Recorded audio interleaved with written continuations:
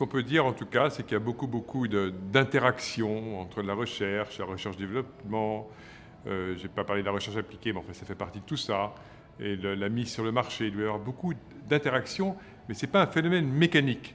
Ce n'est pas quelque chose de mécanique. Pour autant, la science et la recherche, c'est très important.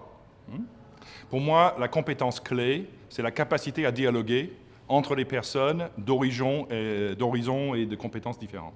C'est des personnes qui apportent chacun quelque chose nécessaire pour que, ensemble, 1 plus 1, ça donne 3, 111, ça nécessite du dialogue, de l'échange, du respect de la compétence et de l'expertise de l'autre.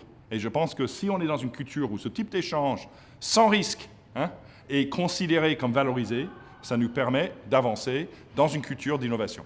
Et on est tous les deux issus du monde académique, on est tous les deux très attachés à la science, on est tous les deux très attachés à la recherche. Mais là, Michael, il vous parle du facteur humain, il vous parle de la rencontre, il vous parle de la coopération. Alors on dit coworking, coopération, co-création, coproduction, etc. Mais cette dimension, elle est fondamentale. La science et la recherche et la liberté scientifique, elle est juste essentielle, n'est-ce pas? Oui. Mais just working with each other, le facteur humain, c'est juste extrêmement important à l'échelle d'une entreprise ou à l'échelle d'une nation ou à l'échelle de l'Union européenne. C'est la reconnaissance de la compétence et de l'expertise de l'autre.